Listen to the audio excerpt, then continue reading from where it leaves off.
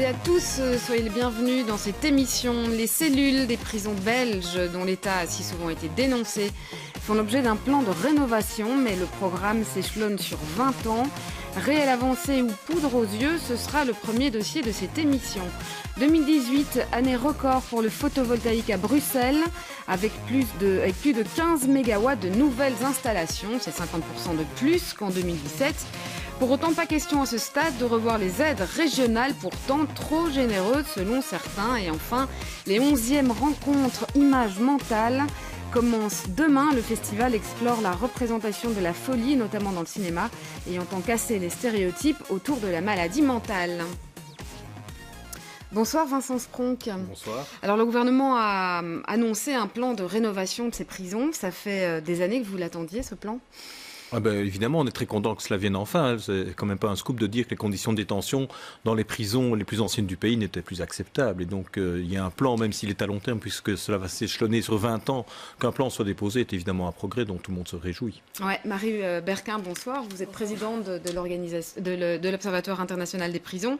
Alors, c'est vrai que les prisons belges et notamment bruxelloises, mais ont plusieurs fois, ont souvent été condamnées par des organismes internationaux comme le Comité européen de prévention contre la torture. Vous devez vous aussi dire enfin, donc on a été entendu. Je dirais pas qu'on dit enfin. C'est sûr que c'est une avancée. Il faut savoir que donc l'arrêté royal fait entrer en vigueur une loi qui date de 2005, donc qui est une loi très ancienne qui organise le statut juridique des détenus et qui n'est pas encore du tout entrée totalement en vigueur. Il y a encore plein de parts très importantes et très intéressantes de cette loi qui sont pas entrées en vigueur. Ici, ce qui entre en vigueur, c'est effectivement la question de notamment la taille des cellules, l'aménagement des cellules, la luminosité, tout ça, on pourra y revenir. Oui, on détaillera. Oui. Ce qu'on soupçonne quand même en termes d'agenda de la sortie de cet arrêté royal, c'est qu'en réalité, la Belgique a été condamnée, vous parliez de condamnation, par la Cour européenne des droits de l'homme en 2014, dans un arrêt Vasilescu, qui condamne la Belgique pour les conditions de détention et pour les problèmes structurels qui infligent des conditions inhumaines aux détenus, en termes de taille de cellules et d'aménagement, mais aussi en termes de surpopulation, et qu'en réalité, la Cour impose un contrôle par le comité des ministres européens de la situation en Belgique pour voir ce que le gouvernement belge a mis en place pour résoudre ces problèmes structurels. Et ce contrôle doit intervenir dans les mois qui arrivent. Ouais, mais là, on a parlé d'un programme qui s'échelonne sur 20 ans, donc il est peu probable que dans les mois qui arrivent, si ce contrôle doit être effectué maintenant, les normes des cellules des prisons belges soient respectueuses de ce qui avait été prescrit. C'est évident que ça demandera de gros travaux, ça prendra du temps. D'ailleurs, le fait qu'on les échelonne sur 20 ans rend, je trouve, l'arrêté royal crédible. Si on avait dit dans un an tout serait fait, personne n'aurait cru et ce serait bien normal que personne ne le croie. Maintenant, il y a les prisons existantes, mais il y a aussi toutes les prisons, toutes les cellules en plus qui vont être construites prochainement. Donc il y a environ 2000 places qui sont prévues. Alors il y aura avec des agendas divers qui peuvent encore changer parce que ce n'est pas l'administration pénitentiaire qui commande tout, c'est des partenaires privés parfois, c'est la régie des bâtiments, c'est des terrains, etc. Donc il y a beaucoup de paramètres, mais il y a quand même 2000 places prévues d'ici 2023-2024 et ces places-là se feront selon les nouvelles normes. Ouais, oui, alors juste une dernière chose par rapport à ce que Marie Berquin disait à l'instant. Donc, on parle en effet d'une loi, des arrêtés d'application concernant certains aspects d'une loi qui date de 2005. Pourquoi est-ce que ça a duré si longtemps ? Pourquoi est-ce qu'il a fallu 15 ans qu'une partie, encore seulement, de cette loi ne puisse finalement entrer en vigueur ? Eh bien, je me le demande aussi. Il y a vraiment des dispositions qui demandent des moyens. Celle-là, sur les cellules, évidemment, ça demande des moyens importants, mais il y en a d'autres qui auraient pu rentrer en vigueur plus vite. Ça, c'est évident. Moyens, question de volonté. Peut-être question de volonté, question de moyens certainement, donc il fallait quand même prévoir des budgets, etc. Ça ne se fait pas très facilement. Il y a des aspects qui n'ont pas été mis en vigueur depuis longtemps, mais le ministre actuel en a quand même mis quelques-uns en vigueur. Et parfois des points symboliques importants, les vêtements civils maintenant sont en vigueur. La règle, c'est le détenu peut sortir de cellule. C'est une vie communautaire qui est prévue, alors qu'auparavant, c'était tout le monde dans sa cellule. Donc il y a des aspects importants qui avancent petit à petit. Il y en a encore qui sont prévus dans un temps relativement bref. Le droit de plainte devrait commencer à avancer. Les commissions de surveillance devraient se professionnaliser. Elles sont passées sous le contrôle du Parlement maintenant. Donc il y a quand même quelques avancées. Alors c'est sûr qu'elles sont tardives. Ça, on ne peut que le regretter. La loi date d'il y a 15 ans. On discute de cette loi depuis 1996. C'est interminable, mais c'est clair que les prisons, c'est lent. Marie Berquin, donc vous dites sans doute la Belgique voulait-elle se mettre en conformité avec les condamnations enfin, en tout cas, les vérifications qui seront faites maintenant par le Comité européen pour la prévention de la torture. Néanmoins, c'est peut-être pour ça, mais en tout cas, finalement, ces dispositions maintenant vont pouvoir être réalisées. Peut-être un point, vous avez commencé à les détailler tout à l'heure, sur les différents aspects que comprend cette rénovation. Il y a notamment des questions de dimension, il y a des questions d'éclairage, c'est assez large finalement. C'est assez... Alors, il y a effectivement la question de la dimension de la cellule, où là, on voit dans l'arrêté royal déjà que la dimension prévue pour une personne et qui est recommandée par le CPT est plus grande en Belgique. Donc, l'arrêté royal va plus loin que ce qui est sollicité par le CPT, en considérant que comme il y a des risques de surpopulation et qu'ils sont 2 dans la même cellule, alors on va prévoir un peu plus, ce qui est déjà interpellant. Mais au-delà de ça, effectivement, il y a des choses qui sont décidées en termes de normes de pompiers. Donc, pour rappel... qui n'étaient pas respectées aujourd'hui. Il n'y avait pas de plan de contrôle de ces normes en termes d'entretien des bâtiments. Maintenant, c'est prévu par l'arrêté royal. Mais par rapport aux condamnations internationales, la Belgique est condamnée pour les raisons structurelles, les problèmes structurels de taille des cellules, etc. Et pour ce problème de surpopulation, problème qui ne sera absolument pas réglé par cette mise en conformité et sur lequel... on fait des reculs en réalité en termes législatifs. Les gouvernements successifs et le gouvernement actuel, les lois qui sont sorties, rallongent les peines dans une certaine mesure. Ici, on a un projet de loi pour faire passer la libération conditionnelle qui est normalement à 1/3 à 2/3 pour les récidivistes. Et ça, ce sont toutes des mesures qui vont en réalité augmenter la surpopulation carcérale. Alors, dans une certaine mesure, on vous dit on fait un plan de rénovation pour que la situation aille mieux, mais en réalité, de l'autre côté, on agit dans le sens totalement contraire. Donc, pour vous, il faudrait en tout cas réfléchir sur ces questions ensemble, à la fois sur le statut de la peine et sur la politique pénale et aussi sur les conditions de détention. Et sur le fait que c'est un plan sur 20 ans. Alors, j'entends bien qu'on ne peut pas rénover toutes les cellules dans l'année qui arrive, mais ça fait des années que plus aucune prison n'est rénovée dans aucune mesure. Qu'est-ce qui nous dit que le plan va se mettre en place demain ? Donc, on a un objectif de 20 ans. Est-ce que vous y croyez finalement ? Je disais tout à l'heure, avancée réelle ou poudre aux yeux, est-ce que vous y croyez ? C'est clair que c'est une avancée. C'est toujours bien qu'il y ait une entrée en vigueur de la loi de 2005. C'est toujours bien. J'y crois assez peu sur la mise en place prochaine de ces rénovations. Alors, Vincent Spron, vous connaissez évidemment très bien la situation en forêt et on la connaît assez bien ici aussi d'ailleurs parce qu'on a souvent montré l'état déplorable de la prison de Forêt qui ne sera finalement pas concernée par ce plan. Non, Forêt et Saint-Gilles ne seront pas concernés, puisque normalement on déménagera à Aachen, horizon 2022, c'est ça qui est prévu. Donc Aachen est construit selon des normes beaucoup plus acceptables pour tout le monde, y compris les agents qui devront y travailler. Donc effectivement, les prisons bruxelloises ne sont pas concernées. Quant aux hésitations que j'entends, je peux comprendre qu'il y ait des hésitations. Qu'on n'y croit pas forcément, parce qu'effectivement, on a accumulé un retard. On a laissé des prisons se dégrader de manière totalement scandaleuse. Il faut voir Namur, combien de temps ça a été comme ça. Forêt est un désastre que personne ne conteste, l'administration non plus. Et donc ça n'incite pas à la confiance. Pourtant, des plans sont déposés, l'arrêté royal est passé, les réunions ont déjà commencé pour voir comment on va faire. Alors on a un délai de 20 ans, ça paraît interminable, mais il faut bien commencer un moment. On commence maintenant, c'est trop tard, on peut tous être d'accord là-dessus, mais vaut mieux tard que jamais.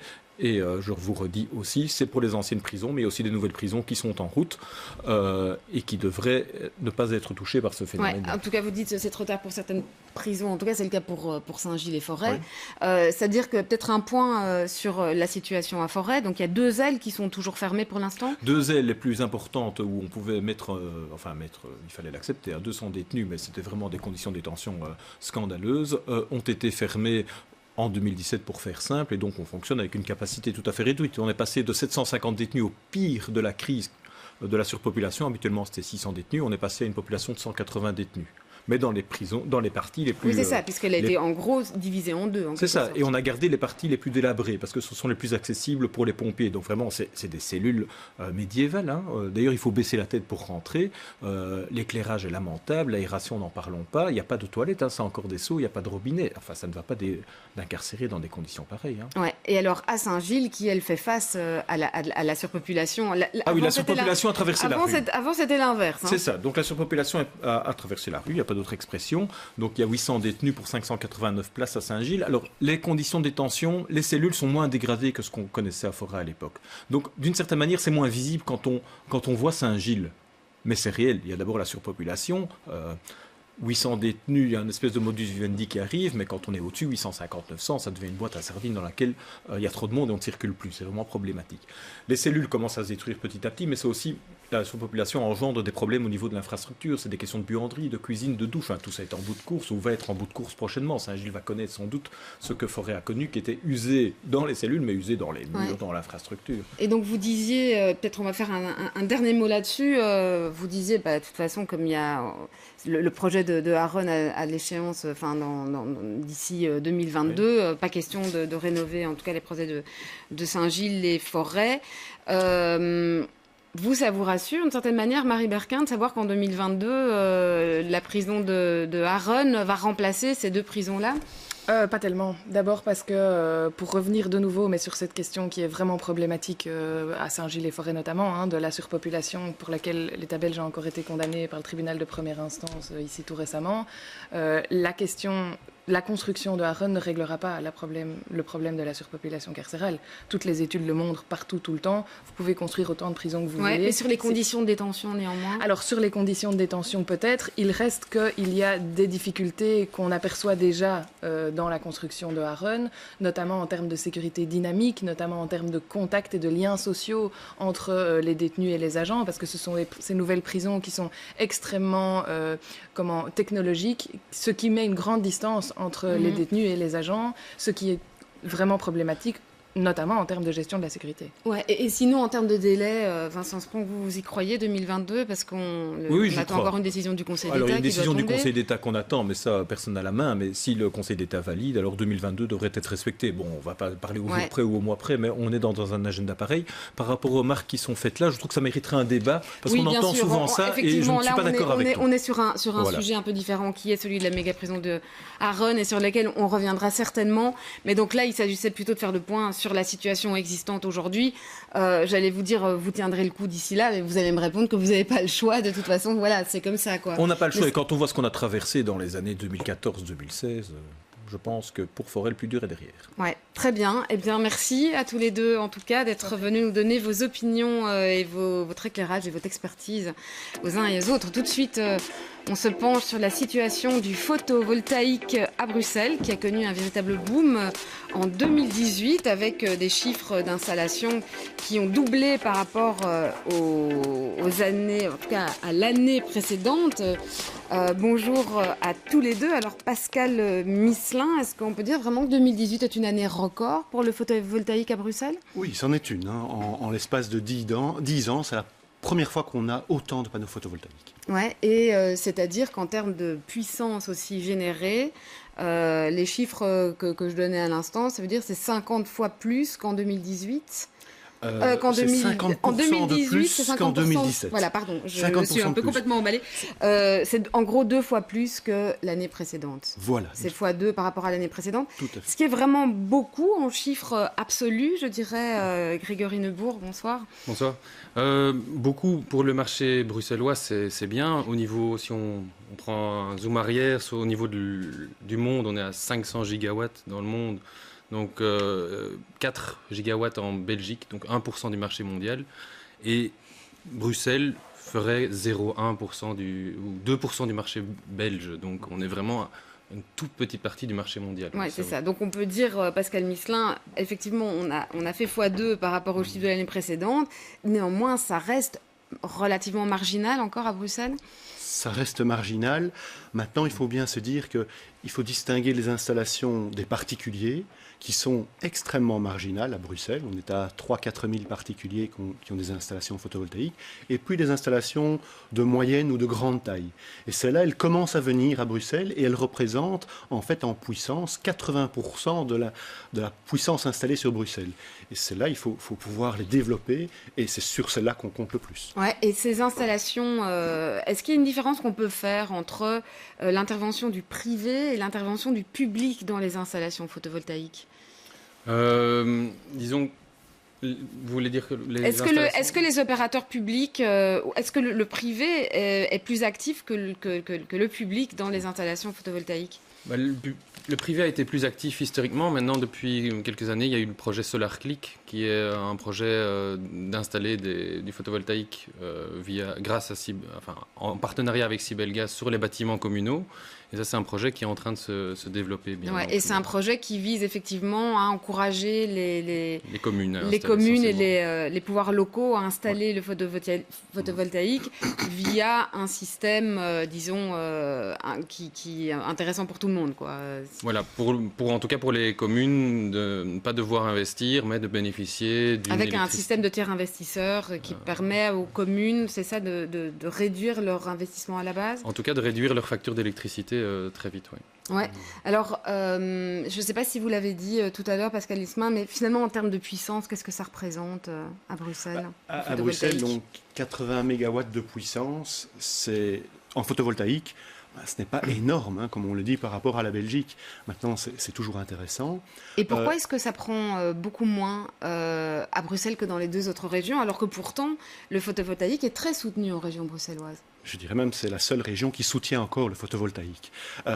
Mais en pratique, ce sont plutôt les contraintes d'infrastructures urbanistiques à Bruxelles. Vous avez des toits qui sont plus petits, qui sont plus rapprochés, donc sur lesquels il y a plus d'effets d'ombrage, qui sont souvent en hauteur, puisque ce sont des immeubles à appartements. Et puis un autre problème, c'est que comme ce sont des immeubles à appartements, qui va bénéficier de l'électricité? Le locataire du premier, du deuxième, du troisième? Comment va-t-on organiser la chose?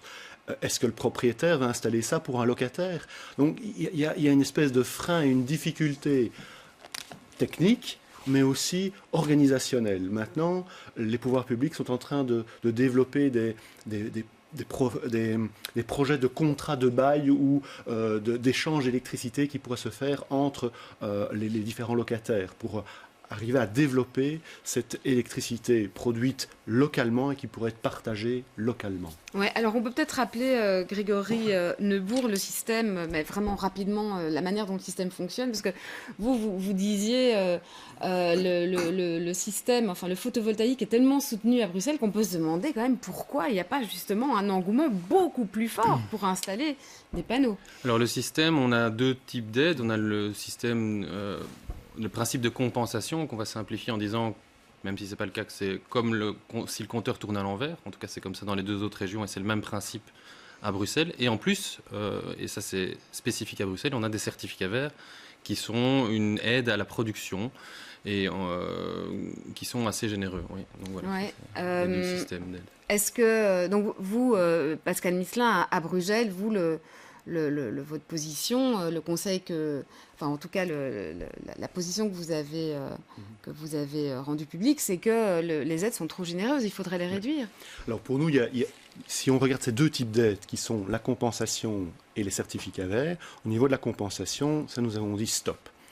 On arrête la compensation. Pour le moment, il faut juste avoir un système technique qui nous permette de l'arrêter, mais a priori fin 2019, il n'y aura plus de compensation, donc le compteur ne tournera plus à l'envers et donc les producteurs payeront complètement l'électricité. Et pourquoi vous avez dit stop par rapport à ce système? Pourquoi? Parce que supposons que tous les Bruxellois aient des panneaux photovoltaïques, sauf un, ceux qui ont de la compensation ne payent pas pour le réseau.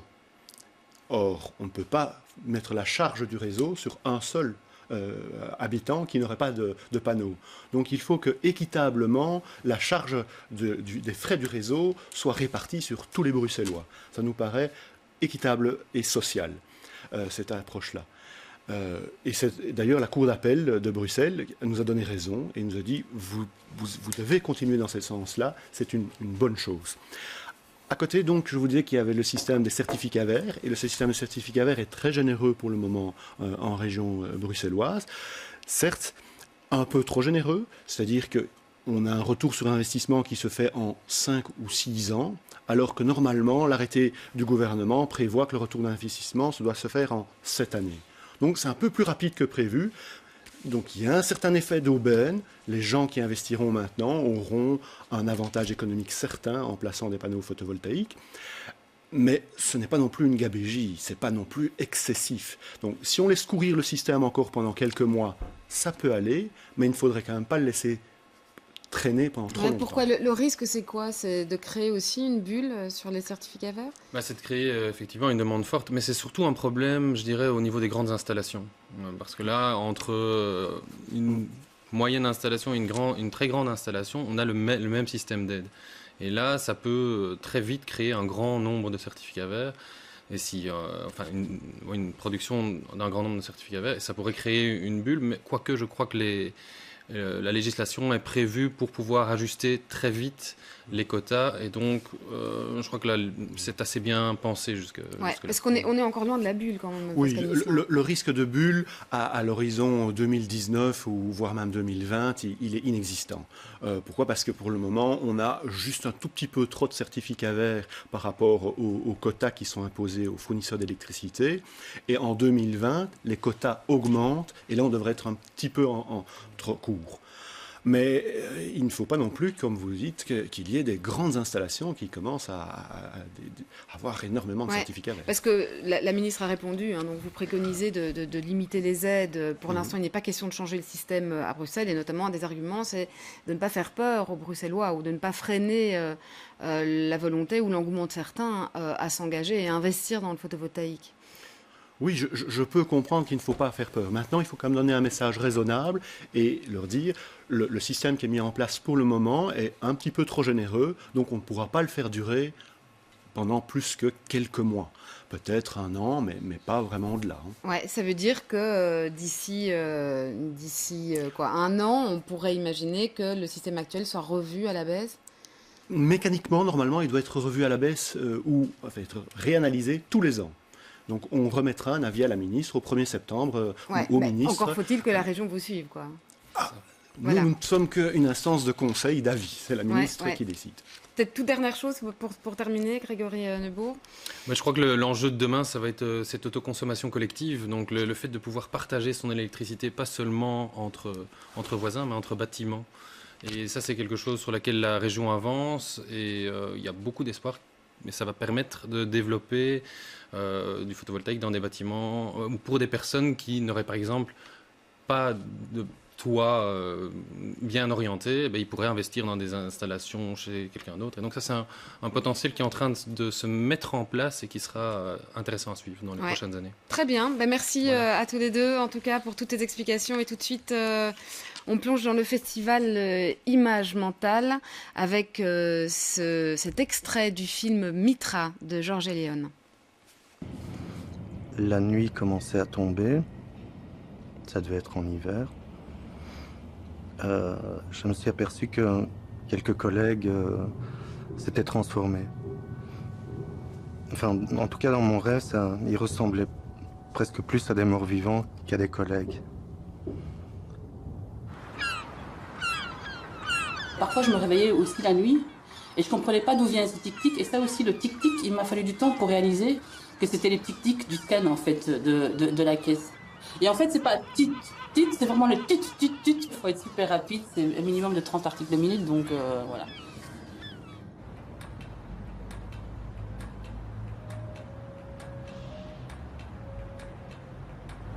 Je me retrouve dans l'équipe avec laquelle je travaillais, où je reprends ma place, mais où tout d'un coup, à la fin du mois, quand je veux me faire payer, je n'existe plus.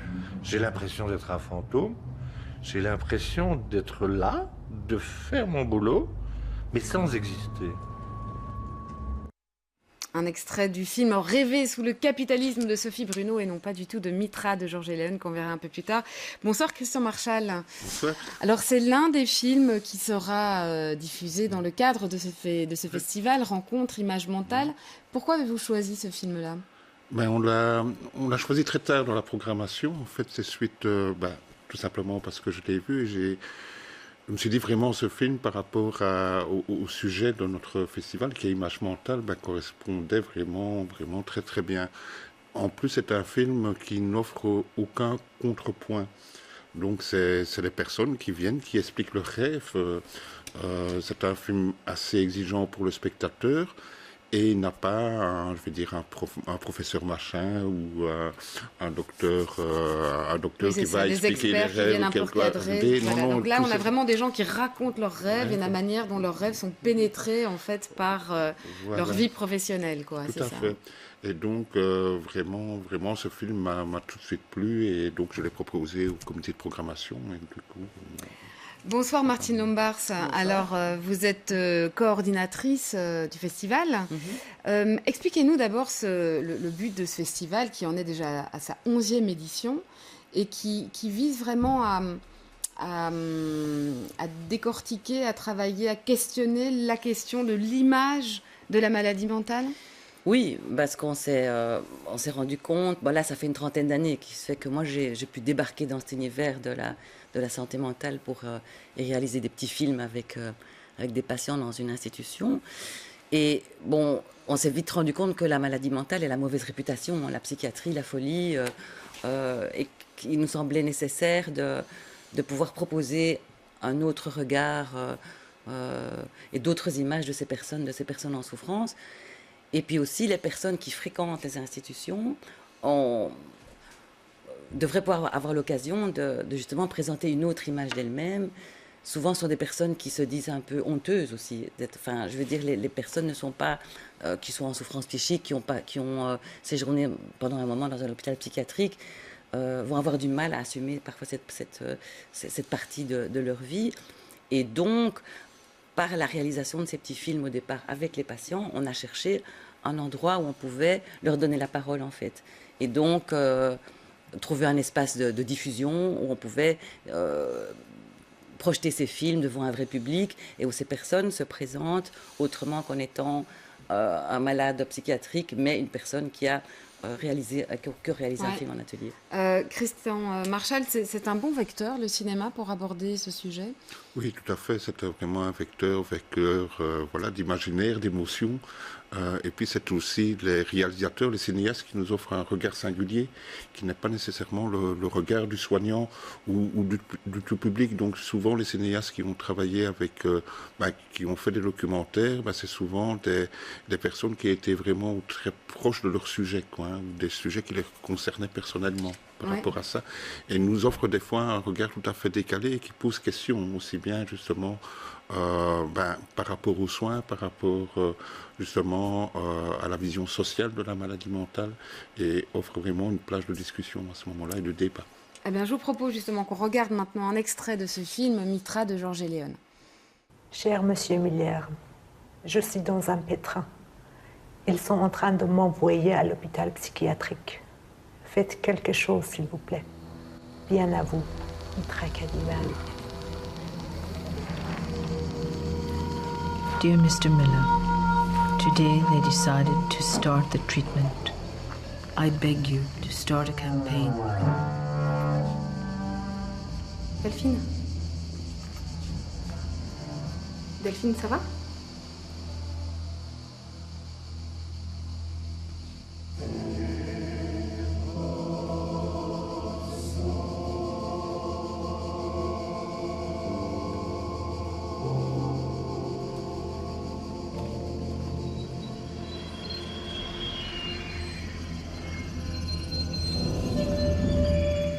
Alors un point, Martine Lombars, sur le programme qui est prévu pour ces 3 jours de rencontre. Alors cette année, on a évidemment des films. Vous avez montré des films de fiction, donc en soirée, Mitra demain soir, jeudi soir, Beautiful Boy de Philippe Van Groeningen, donc mercredi soir. Un film français de Ilan Clipper qui avait déjà réalisé un documentaire sur la maladie mentale, sur l'hôpital psychiatrique Sainte-Anne. Donc surtout beaucoup de films. Hein. Beaucoup de films et aussi un spectacle sur scène, puisqu'on a ouvert depuis quelques années donc à la fiction, au documentaire, aux films d'atelier, aux courts-métrages, mais aussi aux apparitions scéniques, aux spectacles vivants. Et donc on termine samedi soir en clôture avec un spectacle qui est monté dans une institution psychiatrique avec un metteur en scène professionnel, au départ de témoignages de patients. Et voilà, cette troupe propose Être fou, c'est dingue, non? Et voilà, c'est un spectacle qui est à la fois professionnel, amateur, mais qui part des témoignages des participants et des patients qui ont été interrogés. Eh bien, merci à tous les deux. Donc, l'occasion aussi d'entendre ces témoignages, mais aussi des débats, des récits, et puis de voir ces films. Merci d'être venus nous en parler. Le festival commence demain et a lieu à la Vénerie à Boisfort. C'est la fin de cette émission. Je vous souhaite à toutes et à tous de passer une excellente soirée et je vous retrouve demain.